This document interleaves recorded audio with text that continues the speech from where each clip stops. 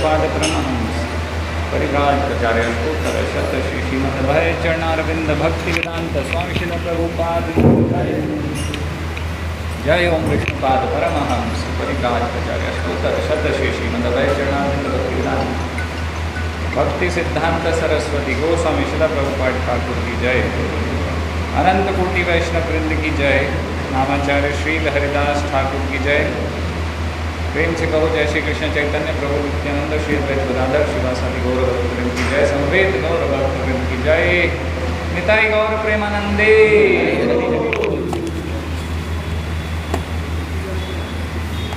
ओम नमो भगवते वासुदेवाय।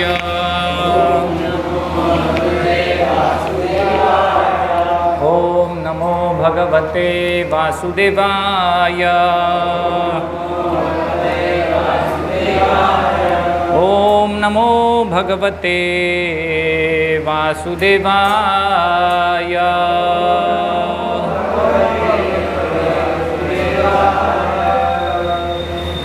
श्रीमद्भगवद गीता यथारूप अध्याय 9 श्लोक संख्या 29। समोहं सर्वभूतेषु न मे द्वेष्यो अस्ति न प्रियः। ये भजन्ति तु मां भक्त्या मयि ते तेषु चाप्यहम्। समोहं सर्वभूतेषु न मे द्वेष्यो अस्ति न प्रियः। ये भजन्ति तु मां भक्त्या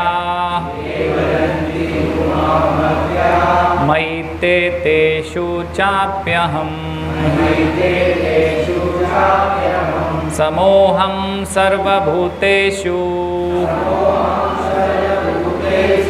न मे द्वेष्यो अस्ति न प्रियः। ये भजन्ति तु मां भक्त्या मयि ते तेषु चाप्यहम्।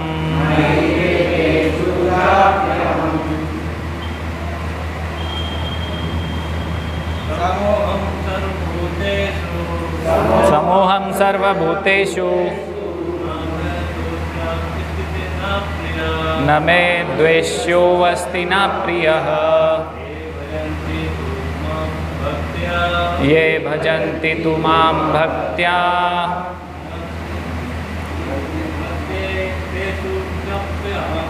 मयि ते तेषु चाप्यहम्। समोहं सर्वभूतेषु न मे द्वेष्यो अस्ति न प्रियः। ये भजन्ति तु मां भक्त्या मयि ते तेषु चाप्यहम्। समोहं सर्वभूतेषु न मे द्वेष्यो अस्ति न प्रियः।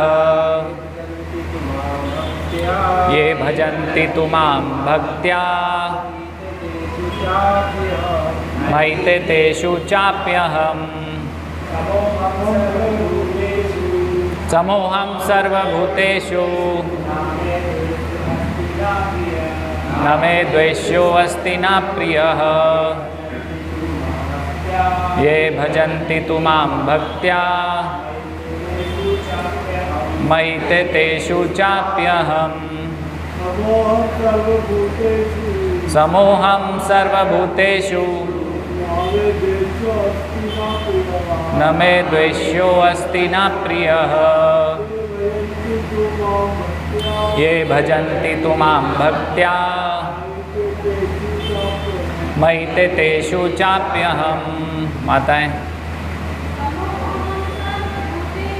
समोहं सर्वभूतेषु न मे द्वेष्यो अस्ति न प्रियः। ये भजन्ति तु मां भक्त्या मयि ते तेषु चाप्यहम्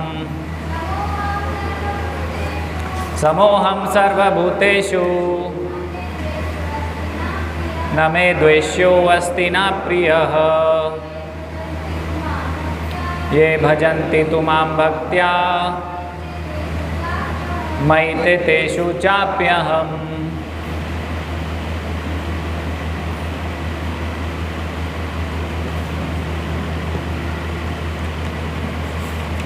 अनुवाद एवं तात्पर्य कृष्ण कृपा मूर्ति श्री श्रीमद् एसी भक्ति वेदांत स्वामी श्रील प्रभुपाद के द्वारा अनुवाद। मैं ना तो किसी से द्वेष करता हूँ, ना ही किसी के साथ पक्षपात करता हूँ। मैं सबों के लिए समभाव हूँ, किंतु जो भी भक्ति पूर्वक मेरी सेवा करता है वह मेरा मित्र है, मुझ में स्थित रहता है और मैं भी उसका मित्र हूँ। तात्पर्य, यहाँ यह प्रश्न किया जा सकता है कि जब कृष्ण का सबों के लिए समभाव है और उनका कोई विशिष्ट मित्र नहीं है, तो फिर वे उन भक्तों में विशेष रुचि क्यों लेते हैं जो उनकी दिव्य सेवा में सदैव लगे रहते हैं।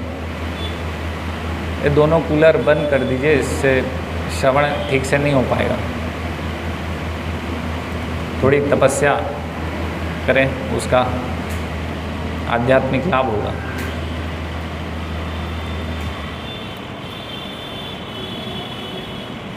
किंतु यह भेदभाव नहीं है, यह तो सहज है।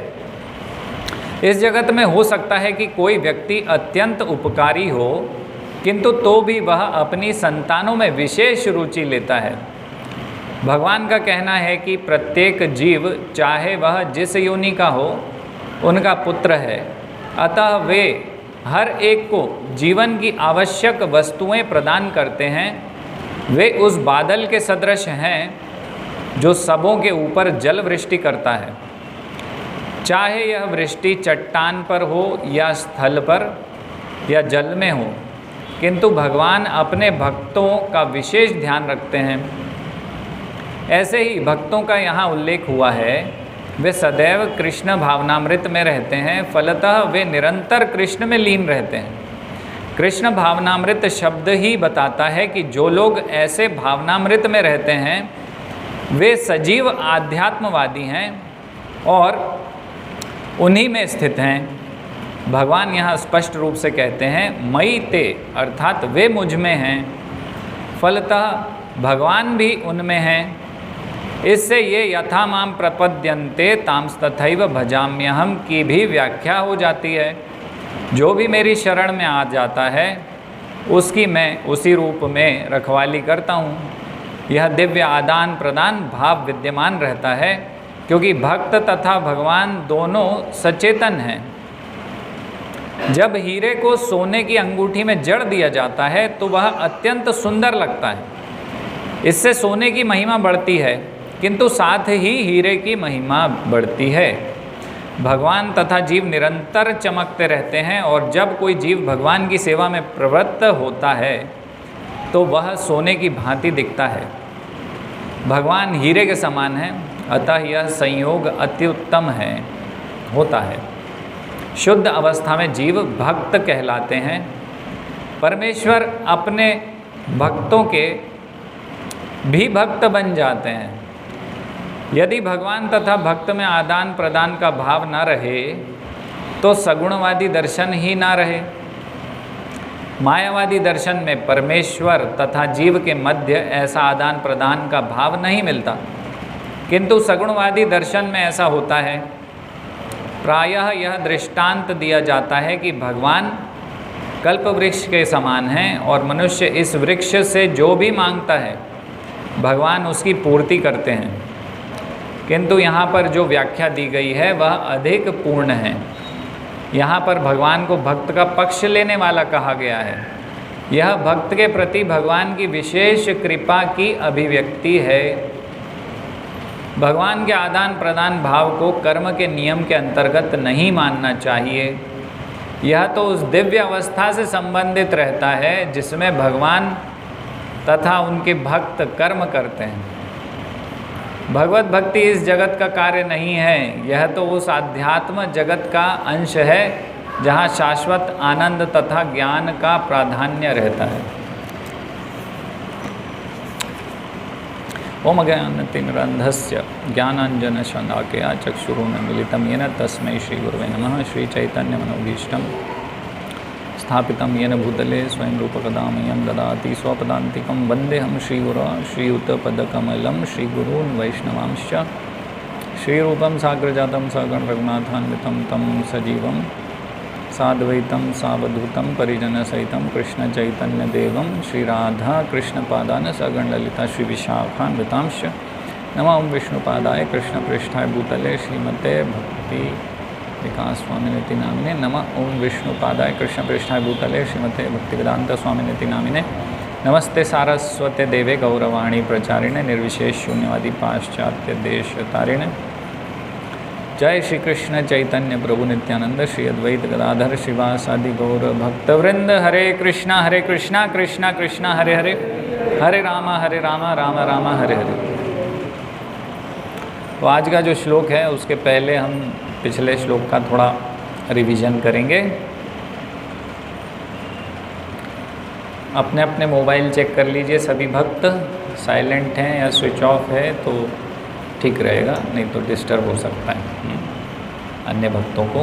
तो देख लीजिए, एक बार चेक कर लीजिए अपने अपने मोबाइल जल्दी जल्दी। तो पिछला श्लोक था शुभाशुभ फलैरेवं मोक्षस्य कर्म बंधनैः संन्यास योग युक्तात्मा विमुक्तो मामुपैष्यसि। तो इस श्लोक में भगवान ने बताया था कि पिछले दो श्लोक में जो चल रहा है उसका कंक्लूजन, उसका सारांश, उसका सार भगवान ने इसमें बताया था पिछले श्लोक में कि अगर भगवान को हम कुछ पदार्थ पत्र पुष्प फल जल अर्पण करते हैं तो, और सारी क्रियाएं है ना, यद करोषि यदश्नासि, जो भी हम खाते हैं, जो यज्ञ करते हैं, जो तपस्या करते हैं, जो भी कर रहे हैं, अगर वो क्रियाएं भगवान को अर्पण करके करते हैं, भगवान को केंद्र में रख के करते हैं, तो उसका फल इस श्लोक में भगवान ने बताया था कि शुभ अशुभ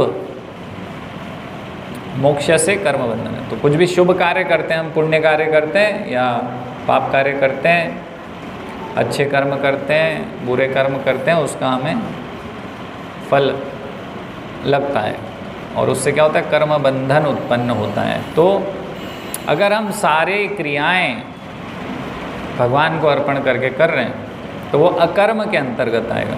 अकर्म यानी कि भक्तिमय कर्म, भगवत चेतना में, कृष्ण भावनामृत, कृष्णा कॉन्शियसनेस में अगर हम कार्य कर रहे हैं, सारे कार्य, और भगवान को अपने जो भी हमारे पास है सब कुछ हम अर्पण करके कर रहे हैं, तो हमें कर्म बंधन नहीं लगेगा, उससे मुक्त हो जाएंगे कर्म बंधन से। और ऐसा जो व्यक्ति है उसको बताया गया था संन्यास योग युक्तात्मा। तो संन्यास योग युक्तात्मा ऐसा व्यक्ति, उसको क्या होगा, विमुक्तो, विमुक्त होगा, यानी कि विशेष उसको मुक्ति प्राप्त होगी। और वो क्या है, मामुपैष्यसि, भगवान को हम प्राप्त करेंगे अगर ऐसा करते हैं तो। ये था। तो एक एक शब्द की हमने व्याख्या करी थी। एवं, है ना, एवं शुभ फलैः कर्म बंधनैः मोक्षस्य। तो एवं यानी इस प्रकार, यानी जो पिछले श्लोक में बताया है कि समस्त कर्म मुझे अर्पण करने से, शुभाशुभ फलैः कर्म बंधनैः मोक्षस्य, पूर्वोक्त प्रकार से सब पदार्थ और क्रियाएं भगवान को अर्पण करने से अनंत जन्मों के, एक जन्म, दो जन्म, 100 नहीं, कोटि नहीं, अनंत जन्मों के। तो इतनी क्या बोलेंगे उसको, कैसी प्रक्रिया है भक्ति, आप देखिए कि अनेक अनेक नहीं, अनंत जन्मों के शुभ और अशुभ कर्मों के फलों से हम मुक्त हो जाएंगे, है ना। और भक्तिमय प्रक्रिया कैसी है, तो जैसे हमने चर्चा किया था ना कि कर्माणि निर्दहति किंतु चा भक्ति भाजाम। तो भक्तिमय प्रक्रिया अगर हम भक्ति करते हैं, है ना, जैसे यहाँ भक्त लोग क्या करते हैं, भगवान की सेवा करते हैं। नहीं, सुबह आए थे ना दर्पण, झाड़ू पोछा किया है यहाँ पे आपने? नहीं। तो क्या आवश्यकता है मंदिर में आके झाड़ू पोछा करने की? हाँ, दर्पण कोई क्या काम करने वाली बाई है? नहीं, लेकिन आप उसका फल देखिए ना, प्रेममयी सेवा का फल क्या है ना।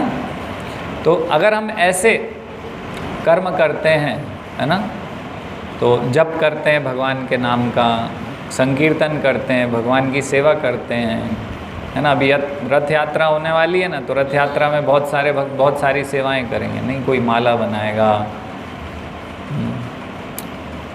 कोई कुछ अन्य सेवाएं करेगा, भगवान के लिए प्रसाद बनाएगा, कोई मंदिर डेकोरेशन करेगा, कोई रथ डेकोरेशन करेगा, कोई बहुत सारी सेवाएं रहेंगी। तो सब ये सब भक्तिमय प्रेममयी सेवाएं हैं भगवान की, और हम इसको प्रेम से अगर करते हैं, ये सब चीज़ें ऐसे कर्म करते हैं ना, कृष्ण भावनामृत कृष्ण चेतना में ये कार्य करते हैं, तो क्या होता है, कर्माणि निर्दहति किंतु च भक्ति भाजाम।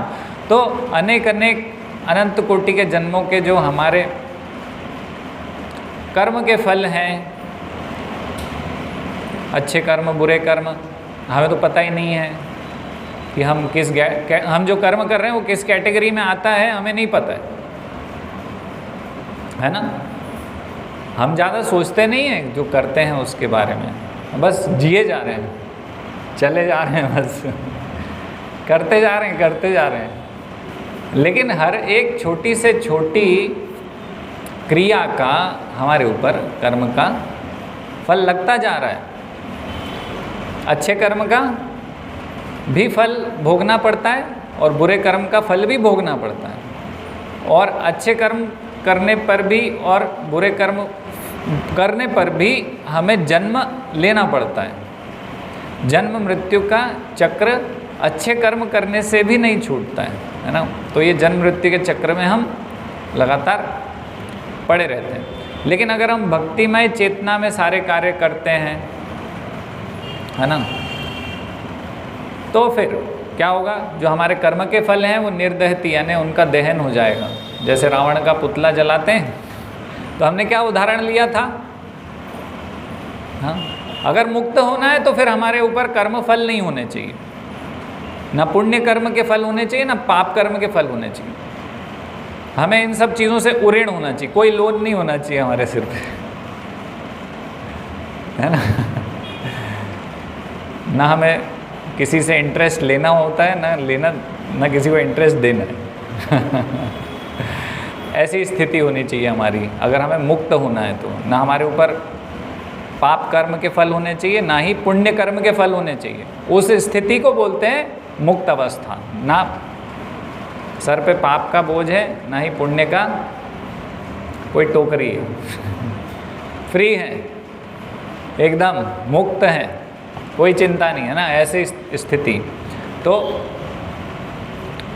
ये जो रावण का पुतला जलाना है तो क्या करना होगा, कर्माणि, जो कर्म रूपी कर्म फल हैं, है ना, उसकी बात कर रहा हूँ। रावण से मेरा क्या मतलब है, जो रावण का दहन करते हैं ना, तो कर्म रूपी जो ये है ना पुतला है उसका दहन करना है, तो क्या करना होगा, कर्माणि निर्दहति किंतु च भक्ति भाजाम। ब्रह्मा जी बता रहे हैं कि भक्ति करोगे उससे ये कर्म फल जाएंगे। यहाँ कुछ अन्य क्रिया नहीं दी गई है, कोई सी क्रिया नहीं बताई, ना ध्यान क्रिया बताई ब्रह्मा जी ने, ना यज्ञ बताया यहाँ पर, नहीं, क्या बताया, भक्ति करोगे तो कर्माणि निर्दहति।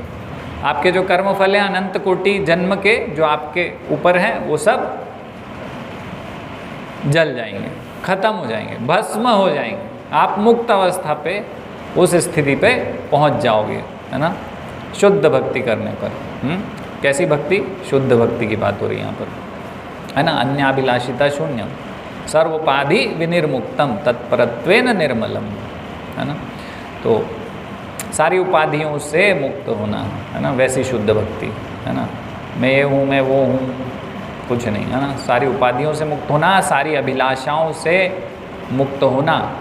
वैसी भक्ति से हमारे सारे कर्म के फल चले जाएंगे। हमने उदाहरण क्या लिया था, एक जैसे कि एक बीज है, तो बीज को हम बोते हैं तो क्या होता है, उसमें पौधा आता है नहीं, और फिर वृक्ष होता है, फिर फल होता है ना। फल फिर हम खाते हैं, भोग करते हैं फल। लेकिन अगर हम उस बीज को भून देते हैं या अग्नि में डाल देते हैं तो फिर उसको बोएंगे तो क्या होगा, ना पौधा आएगा, ना वृक्ष होगा, ना फल। तो भक्ति इस प्रकार से है ना, वो हमारे कर्मों के फल को जला देती है। तो ये हमने चर्चा किया था। हाँ, तो शुभ कर्म करते हैं स्वर्ग जाते हैं, और अशुभ कर्म करते हैं नर्क जाते हैं, भोगना पड़ता है ना। आ ब्रह्म भोगनान लोका पुनरावर्तिनो अर्जुन, तो ब्रह्मा जी के लोक तक भी जाएंगे तो पुनरावर्ती होगी, 84 लाख योनियाँ फिर भी होंगी, पुनर्जन्म होगा फिर भी। लेकिन भगवान बता रहे ना, इस श्लोक में भी बता रहे हैं और अन्य श्लोक में भी बता रहे हैं, माम उपेत्य तो कौनते पुनर्जन्म ना विद्यते, है ना। तो भगवान की भक्ति करते हैं और माम उपेष्यसि, जैसे पिछले श्लोक में बताया था, तो फिर पुनर्जन्म ना विद्यते, पुनर्जन्म नहीं होगा। तो कर्म बंधन नहीं होगा। फिर संन्यास योग युक्त आत्मा का हमने वर्णन किया था। संन्यास योग युक्त आत्मा कौन है, तो संन्यास का हमने शब्द का मतलब समझा था समन्यास। न्यास यानी अपनी धरोहर किसी को देना, है ना। तो भगवान को भक्त क्या करते हैं, अपने आप को समर्पित कर देते हैं, अपनी आहुति दे देते हैं कि अब आपका हूँ मैं, जैसा उपयोग करना है आप कीजिए, है ना। भक्त क्या करते हैं कि आप जैसा नचाएंगे वैसा मैं अब नाचने वाला हूँ, इस परिस्थिति में पहुँच जाते हैं। तो सबकी वैसी परिस्थिति नहीं है, सबको धीरे धीरे उस परिस्थिति पे पहुँचना है। अभी तो हमें नींद बहुत प्यारी है, आराम बहुत प्यारा है, भोजन प्रसाद बहुत प्यारा है। भगवान की सेवा छूटती हो तो छूट जावे, कोई टेंशन नहीं है, वो तो बाद में भी कर लेंगे, है ना। वो कौन सी कहावत है, आज करे सो कल, कल करे सो परसों, अभी पड़े हैं बरसों। तो वैसा नहीं है ना।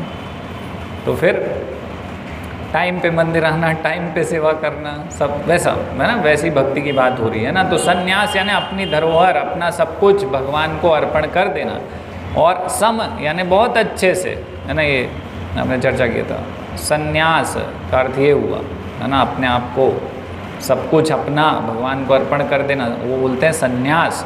और फिर युक्त आत्मा, युक्त यानी योग, है ना। युज धातु से योग आया। योग किससे, योग का अर्थ होता है भगवान से जुड़ना। तो भगवान को अर्पण करना, किसको अर्पण करना है, भगवान श्री कृष्ण को जो अर्पण करेगा उसको बोलेंगे ना संन्यास योग युक्त आत्मा, है ना। ऐसे संन्यास योग से युक्त वैसा जीव, उसकी बात हो रही है। तो है ना, तो इसका अर्थ ये हुआ। और फिर आगे श्लोक में क्या आता है, जो ऐसा संन्यास योग युक्त आत्मा है वो विमुक्तो, विशेष मुक्ति प्राप्त करेगा, मुझे प्राप्त करेगा, मामुपेष्यसि, है ना। अब फिर भगवान इस श्लोक में बता रहे हैं, समोहम सर्वभूतेषु न मे द्वेषो अस्ति न प्रिय, है ना। तो 28वें श्लोक में था कि सब पदार्थ और क्रियाएं मुझे अर्पण करने से तुम शुभ अशुभ कर्मों के फलों से मुक्त हो जाओगे और मुझे प्राप्त करोगे, है ना। ये भगवान ने बताया। उसका फल क्या होगा, मुझे प्राप्त करोगे, भगवान को प्राप्त कर लेंगे हम, है ना। रिजल्ट बता दिया भगवान ने। पहले बताया पत्रम पुष्पम फलम तोयम, ये पदार्थ मुझे अर्पण करो। फिर बताया कि ये क्रियाएं मुझे अर्पण करते हुए करो। फिर उसका फल बता दिया, दोनों चीज़ें करोगे तो मुझे प्राप्त कर लोगे, विशेष मुक्ति प्राप्त कर लोगे। ऐसी वैसी मुक्ति नहीं कि ब्रह्म ज्योति में लीन हो गए, थोड़े समय बाद वापस इस भौतिक जगत के भाग, ब्रह्मा जी के लोक तक पहुंच गए, स्वर्ग लोक पहुंच गए और सब फिर से वापस इसी भौतिक जगत में कष्ट भोग रहे हैं। वैसे नहीं, विशेष मुक्ति भगवान को प्राप्त करेंगे, है ना। फिर अब इस श्लोक में क्या है, तो भगवान बता रहे हैं ना, जो भगवान को समर्पित होते हैं उनको तो भगवान मुक्त कर देते हैं। मतलब एक डाउट क्रिएट हो गया ना कि भगवान के जो भक्त हैं उनको भगवान मुक्त कर देंगे ना। तो जो भगवान को समर्पित होते हैं उनको तो भगवान मुक्त कर देते हैं, और जो भगवान को समर्पित नहीं होते उनको भगवान मुक्त नहीं करते। पार्शलिटी हो गई, भेदभाव हो गया। तो इसमें तो भगवान की दयालुता और समता नहीं हुई फिर, है ना। तो प्रत्युत विषम दृष्टि और पक्षपात हुआ। तो भगवान एक प्रकार से लग रहा है ना कि भक्तों का जो भक्ति करेगा उसको फल है, और जिसको जो नहीं करेगा उसको क्या है, हाँ नहीं कुछ नहीं, तुम्हारे लिए कुछ नहीं, है ना। तो ऐसा प्रतीत हो रहा है ना। तो इस श्लोक में भगवान इसलिए आगे बता रहे हैं, भगवान समझा रहे हैं नहीं भाई ऐसा नहीं है ना। इसलिए भगवान क्या बोल रहे हैं फिर, इस डाउट को क्लियर करने के लिए, समोहम, मैं कैसा हूँ, मैं सबको समान दृष्टि से देखता हूँ। तो ये समझाने का प्रयास कर रहे हैं, और हम भी यही समझने का प्रयास करेंगे कि भगवान ऐसे पक्षपाती नहीं है, द्वेषी नहीं है। न में द्वेषो अस्ति, भगवान द्वेष नहीं कर रहे किसी से, है ना। तो इस श्लोक का अन्वय, अहम सर्वभूतेषु समः, अहम मैं, सर्वभूतेषु सभी भूत मतलब जीव, तो मैं सभी जीवों पर समभाव है मेरा, समः समभाव है, समानता से, समानता की दृष्टि से देखते हैं सभी जीवों को। तो यहाँ पर सर्वभूतेषु भगवान बोल रहे हैं ना, ऐसा कोई केवल मनुष्यों के लिए नहीं है, सभी योनि जो भी हैं, वृक्ष हो, स्थावर जंगम जो भी है ना, पशु पक्षी सब, तो भगवान बता रहे हैं कि सबको मैं समता से देखता हूँ, समान दृष्टि से व्यवहार है मेरा, है ना। न मे द्वेष्यः अस्ति न प्रियः, तो मुझे किसी से द्वेष नहीं है और कोई मेरा प्रिय नहीं है। भगवान तो सम है, समानता से देखते हैं सबको, है ना, आदान प्रदान करने में भगवान समान भाव से।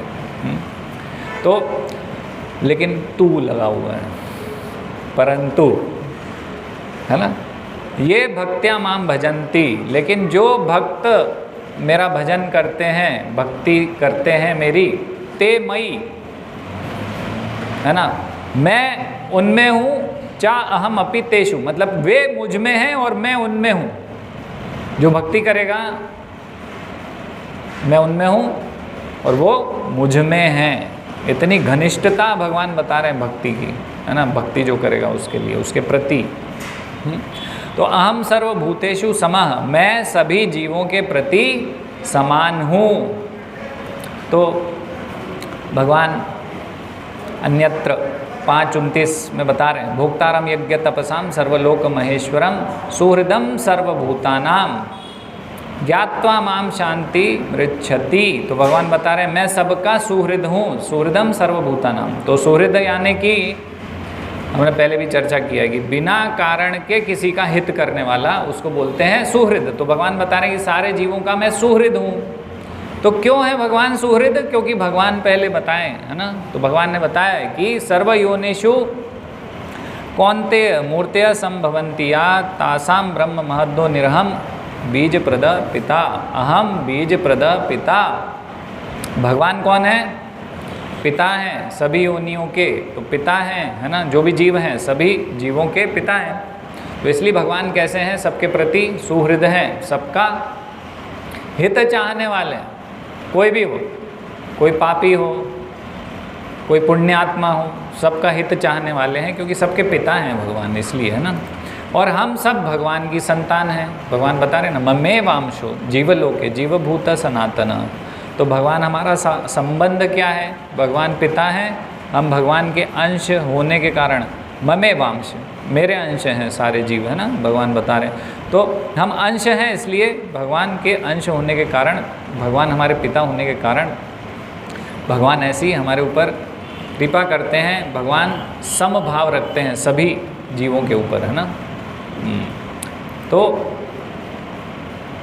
एक जैसे होते हैं भगवान, सबके लिए समान होते हैं ना।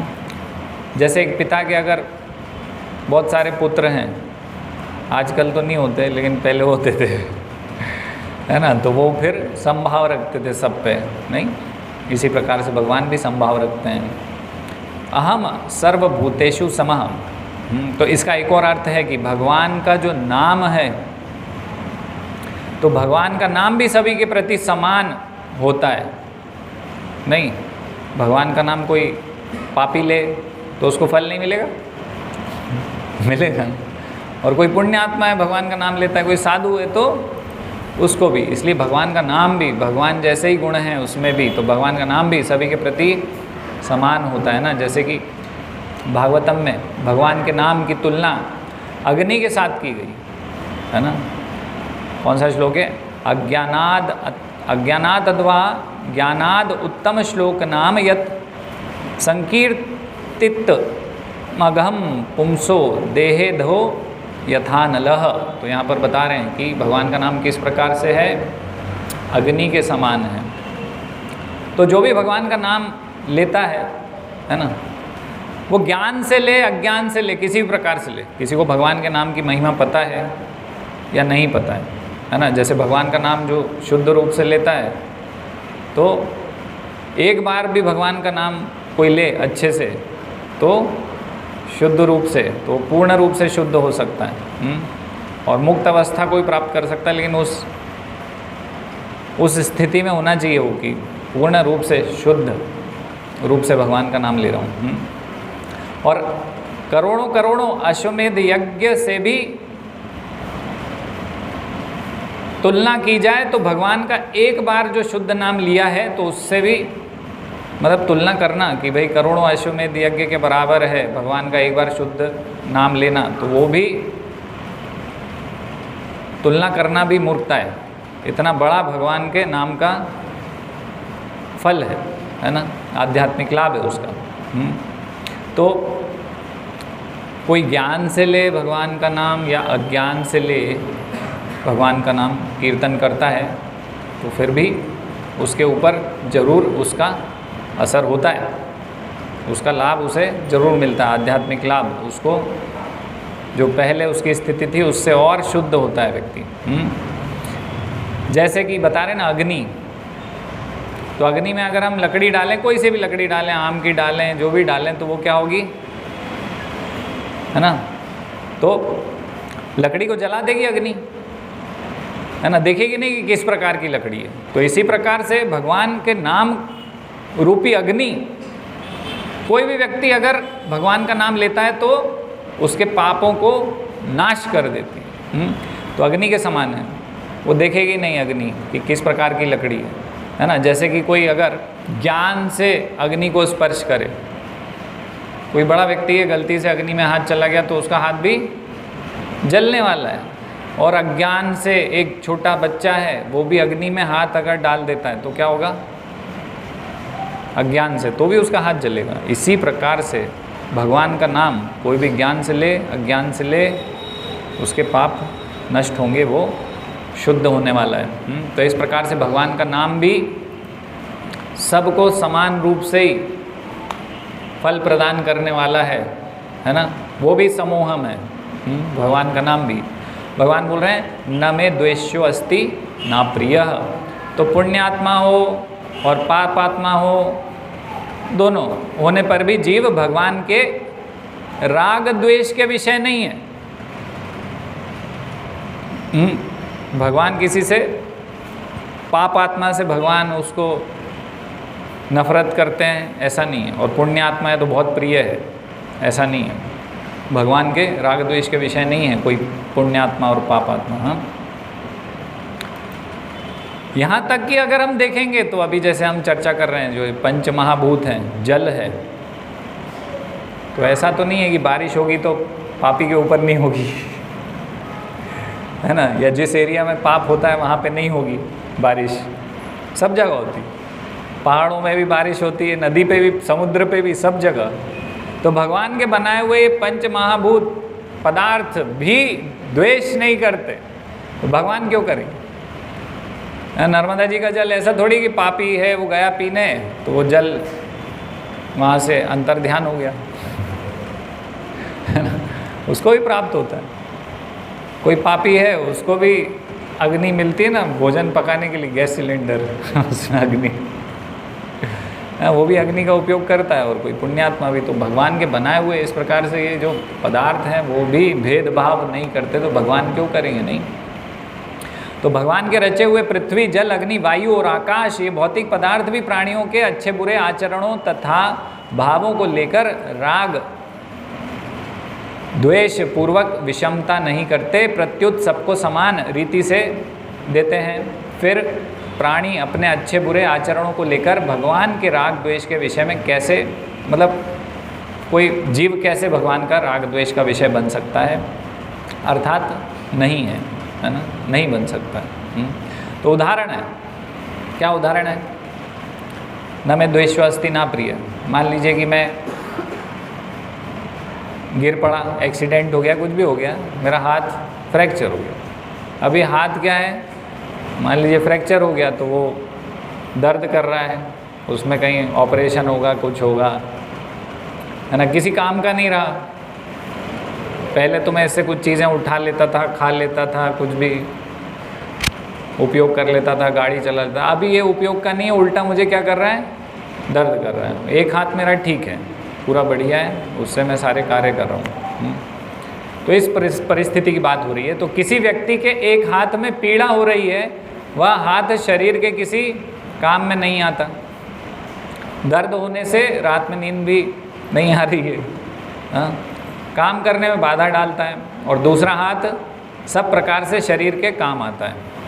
परंतु उस व्यक्ति का किसी हाथ के प्रति राग या द्वेष नहीं होता। ये मेरा हाथ प्रिय है, ये तो किसी काम का नहीं है, इसको काट के फेंक देते हैं नहीं होता ना, है ना, क्योंकि दोनों ही हाथ उसके अंग हैं। क्यों? क्योंकि दोनों ही हाथ उसके अंग हैं, उसके अंश हैं, है ना। अपने अंग के प्रति किसी को राग द्वेष नहीं होता। इसी प्रकार से भगवान बोल रहे हैं ममे वांशो जीव लोके, तो सारे जीव मेरे अंश हैं, भगवान के भाग हैं हम, है ना। जैसे हमारी बॉडी का पार्ट है ना हाथ, तो टूटा हो चाहे कैसा भी, नहीं इसको रखूँगा मैं इसको अपने पास, ऐसे ही भगवान भी होते हैं, है ना। जीव भले ही भगवान की बात ना सुने, कुछ भी हो, लेकिन भगवान उससे द्वेष नहीं करते, क्योंकि भगवान का अंश है वो, है ना, इस प्रकार से। तो ये इससे हम नहीं बोल सकते हैं कि केवल भक्तों के प्रति भगवान ऐसा, मतलब उनका भगवान सपोर्ट करते हैं केवल, और बाकी तो ध्यान नहीं देते भगवान, ऐसे नहीं है ना। तो लेकिन पहले लाइन में तो भगवान ने इस प्रकार से बताया, समोहम सर्वभूतेषु, मैं सम हूँ और मैं किसी से द्वेष नहीं करता हूँ और कोई मेरा प्रिय नहीं है। लेकिन अब भगवान बोल रहे हैं कि किंतु, परंतु, है ना।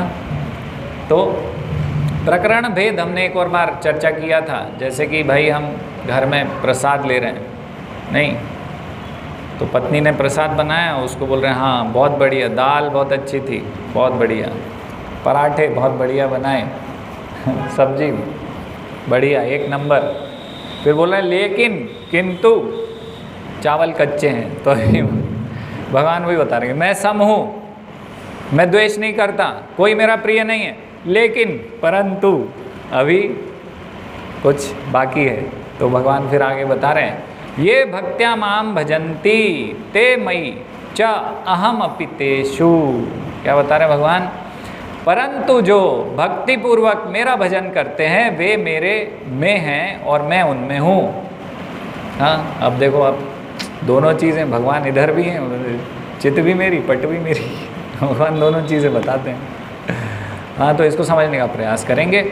तो इसका तात्पर्य नहीं है कि जो सामान्य जीव हैं तथा मेरी आज्ञा के विरुद्ध चलने वाले हैं वे मेरे में और मैं उनमें नहीं हूँ, है ना। तो इसका मतलब ये नहीं है कि जो भगवान की आज्ञा नहीं मान रहे हैं वो भगवान में नहीं है ना। भगवान में वो नहीं है और उनमें भगवान नहीं है, ऐसा नहीं है। हाँ, कैसे? प्रत्युत वे अपने को मेरे में मानते ही नहीं। नहीं, जैसे हम लोग जाते हैं ना प्रचार करने, तो कुछ लोग मिलते हैं ना ऐसे, तो वो भगवान को नहीं मानते, है ना। तो इस प्रकार से तो वे भगवान को रिजेक्ट कर रहे हैं, ऐसा नहीं कि भगवान उनको रिजेक्ट कर रहे हैं। कमी किसकी तरफ से? भगवान की तरफ से कि उनकी तरफ से? कमी उनकी तरफ से। इसको समझना पड़ेगा ना, भगवान किसी से द्वेष नहीं कर रहे हैं। तो वे ऐसा कह देते हैं कि हम तो संसारी जीव हैं भाई, संसार में रहने वाले हैं, तो भगवान से संबंध उन्होंने रिजेक्ट किया है, भगवान ने रिजेक्ट नहीं किया है। तो अपने आप को संसारी जीव समझ के संसार में ही रचे बसे रहना चाहते हैं कि भाई ये भी तो करना है हमें, हम ये नहीं करेंगे क्या, है ना। जैसे हम प्रचार करने जाते हैं तो वो बोलते हैं कि भाई हमारा घर बार देखें कि तुम्हें दान दें रथ यात्रा के लिए, है ना, बजट नहीं है हमारे पास। एक व्यक्ति ने आज ऐसा बोला भक्तों को। बहुत बड़ा शॉपिंग मॉल था उसका, तो उसने बोला कि बजट नहीं है हमारे पास, और बाकी सब चीज़ के लिए बजट है, भगवान के लिए नहीं। तो वो भगवान को रिजेक्ट कर रहे हैं, भगवान उनको रिजेक्ट नहीं कर रहे हैं, है ना। कई लोग अपने पैर पे कुल्हाड़ी मारना उचित समझते हैं, तो उसमें भगवान क्या करेंगे? हाँ, भगवान तो सब बता रहे हैं, भक्तों को भेज रहे हैं कि लगो सेवा में, बहुत लाभ होगा, है ना, मुझे प्राप्त करो, प्राप्त करने योग्य वस्तु मैं हूँ, मुक्त अवस्था को प्राप्त कर लो। भगवान सब संदेशा भेज रहे हैं अपने, है ना। जैसे बड़ा आदमी होता है खुद डायरेक्ट नहीं जाता, अपने लोगों को भेजते हैं ना, ऐसे ही भगवान अपने भक्तों को भेज रहे हैं सबके पास, जाओ भाई, लेकिन वो भगवान को रिजेक्ट कर रहे हैं ना। तो दूसरा भाव यह है इसमें कि जो मेरे साथ मैं भगवान का हूँ और भगवान मेरे हैं, ऐसा संबंध जोड़ लेते हैं, उनकी मेरे साथ इतनी घनिष्ठता हो जाती है कि मैं और वे एक हो जाते हैं, है ना। भगवान बता रहे हैं ना, ते मई चा अहम अपि तेषु, मैं उनमें और वो मुझ में हैं, इस प्रकार से। तो ऐसे संबंध जोड़ने वाले भक्तों से भगवान की इतनी घनिष्ठता हो जाती है कि दोनों एक हो जाते हैं। अब दोनों एक हो जाते हैं तो मायावादी लोग क्या बताएंगे कि भक्त ही बाद में जाके भगवान बन जाएगा, लेकिन वो मायावाद नहीं है इसमें, इसको ठीक से समझना पड़ेगा, है ना। ऐसा नारद भक्ति सूत्र में भी आता है, तस्मिन् तज्जन्ये भेदा भावात्, कि उस स्थिति में भक्त और भगवान में भेद नहीं रह जाता। लेकिन वो भेद नहीं रह जाता का अर्थ क्या है, उसको समझना पड़ेगा, है ना। तो श्री कृष्ण कह रहे हैं कि वे श्री कृष्ण में हैं, ऐसे भक्त श्री कृष्ण में हैं तथा श्री कृष्ण उनमें हैं। इसका यह अर्थ यह है कि वे श्री कृष्ण के हृदय में हैं तथा श्री कृष्ण उनके हृदय में हैं, है ना। वो दोनों एक नहीं हो गए कि वो ही भक्त एक हो गए भगवान से, भगवान में लीन हो गए और एक ही हो गए। जैसे कि चीनी हम घोल देते हैं पानी में तो एक ही हो गई, फिर चीनी और पानी में भेद नहीं रहा। बताओ, घोलने के बाद मायावादी बोलेगा बताओ, अलग करके बताओ कहाँ है शक्कर, एक ही हो गए ना। इन वैसा नहीं है ना। इसको समझना पड़ेगा कि भक्त भगवान के हृदय में है और भगवान के हृदय में भक्त हैं, है ना। इस प्रकार से जैसा कि श्रीमद् भागवतम में वर्णन आता है, साधवो हृदयम मह्यम साधुनाम हृदयम तो हम मदन्यत ते न जानन्ति ना हम तेभ्यो मनागपी। मैं साधुओं के हृदय में रहता हूँ और साधु मेरे हृदय में रहते हैं, वे मेरे अलावा कुछ नहीं जानते हैं, मैं उनके अलावा कुछ नहीं जानता हूँ।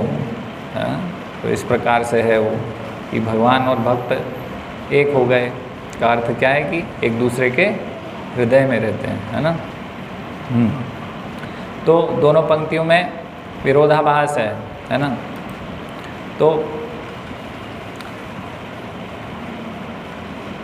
विरोधाभास वास्तव में नहीं है ना।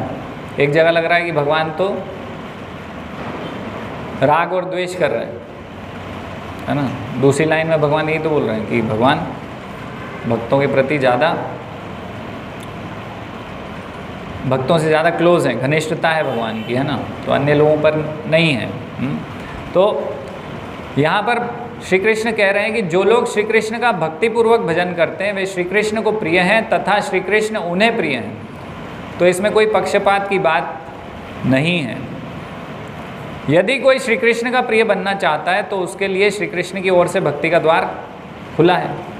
भगवान ने थोड़ी मना किया था उसको कि तुम मेरी भक्ति मत करो।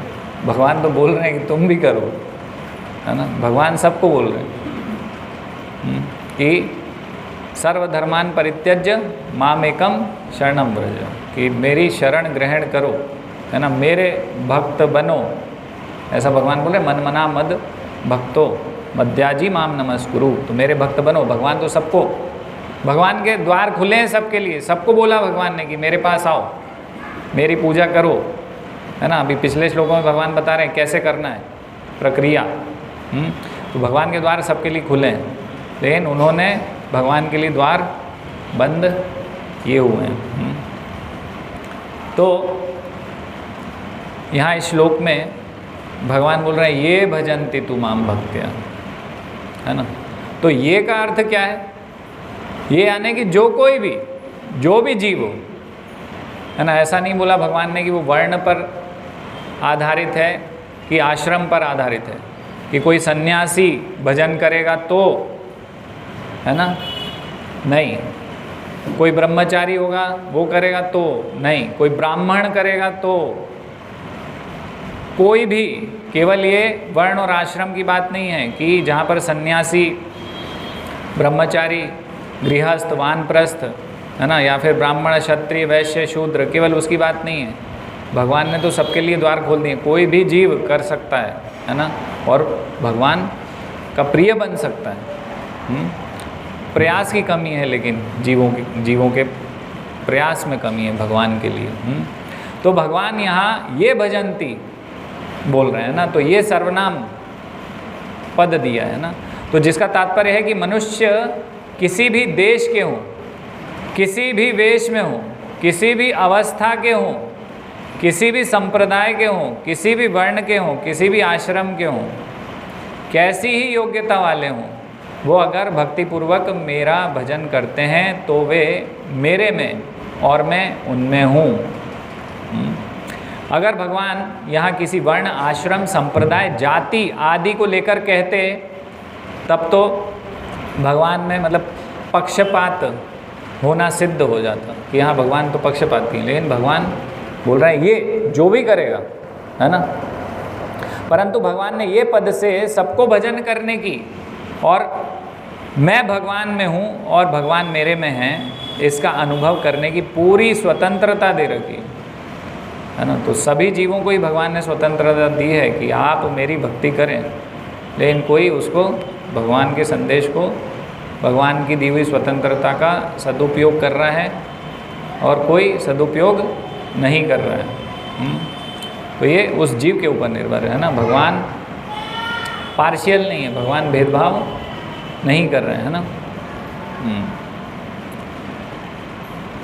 तो यहाँ पर ये भगवान समझाने का प्रयास कर रहे हैं। हरे कृष्णा। किसी का कोई प्रश्न है?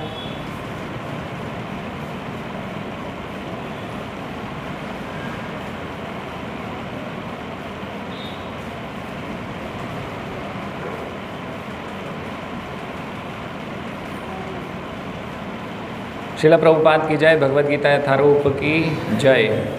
तो 26 तारीख को रथ यात्रा है। फिर से आपको रिमाइंड कर रहे हैं कि